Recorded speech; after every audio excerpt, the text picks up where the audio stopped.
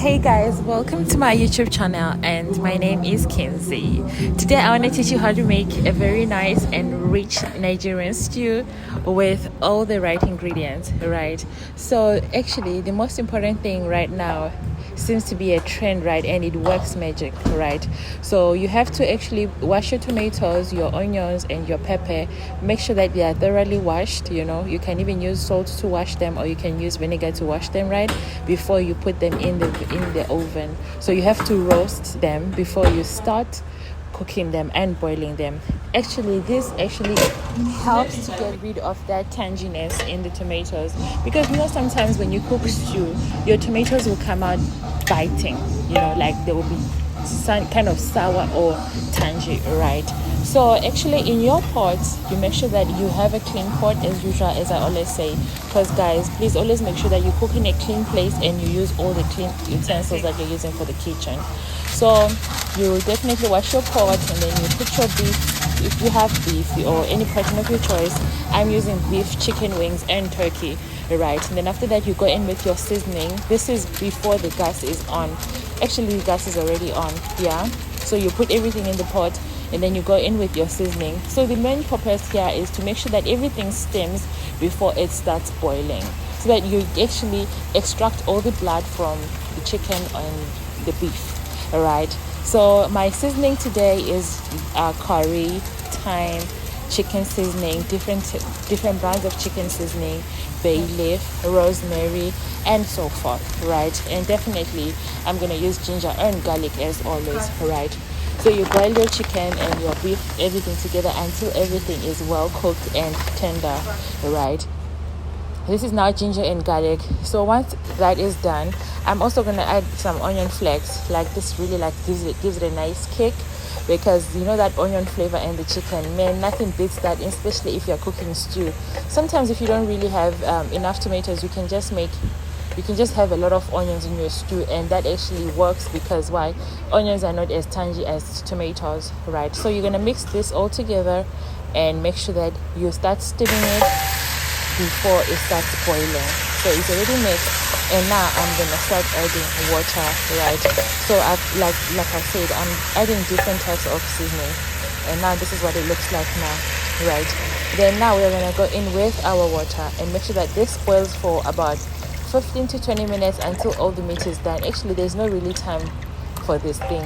You just boil it until you're really satisfied that it's done. So after you add your water, you need to cover the pot and let it simmer, right, for like 15 to 20 minutes or 30 minutes until everything is well cooked to your taste, right? So now guys, the most important thing about getting your flavors right and your seasoning right is that if you really get them right, you can still now use your water for jollof rice, or for your stew, or for fried rice, or for any food of your choice, right? So I've already put my onions and everything, tomatoes and everything, they are done grilling. You see that there's a lot of water in this my baking tray, right? So because all the oven has already extracted all the water from the tomatoes, so this actually makes my stew cook faster. This will help me with my time, see all that water. So the tomatoes have a lot of water, by the way, and pepper. So now this is almost done, and I'm gonna start frying it. I'm gonna start preparing to fry it, because I think it's already soft now. And I'm gonna now start blending my tomatoes, my tomato mix, that's tomato, pepper, and onions, right? So I'm just gonna put them in my blender and just blend this until it's smooth. I don't really like them over smooth, so if you have a food processor, that's actually the best thing to blend your tomatoes for stew, because they will not come out as smooth, and you don't really need your tomatoes to be like super smooth. I just always feel like stew that has tomatoes that are a little bit rough, it always tastes better than smooth stew, right? And it looks better, by the way. So now I'm gonna start frying my chicken, all my protein that I boiled earlier. So I'm just gonna start frying it, and I'm gonna fry it at medium heat, right? Because I don't want to burn it, and I want it to be really fried from inside out.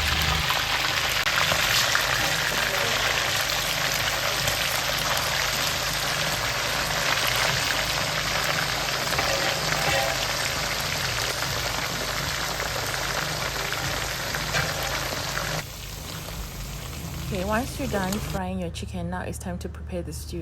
So this is a very important thing to do now. You just make sure that your oil is hot before you go in with your tin tomato. Okay, that's what you were saying. Right. The reason why I always like the tin tomato is because one of my friends is a chef, actually a professional chef, taught me the secret, and it actually works because it's just like all the women that tanginess from your stew, right?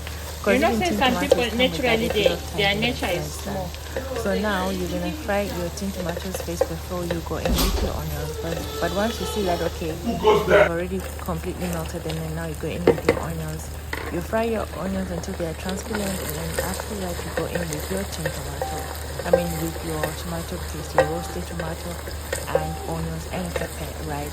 So if you just want your stew not to be sour, this is just like the best thing you can do with stew, because really, like, trust me, if you're frying your tin tomato before putting your onions and before frying your real tomatoes, the tanginess is already gone, okay? And already remember that you've already grilled your tomatoes, so there's not any tanginess. This stew is already tasting like it's done. By the way, it's already tasting very sweet. It's not gonna be like a sour stew, or the taste will not be off balance, right?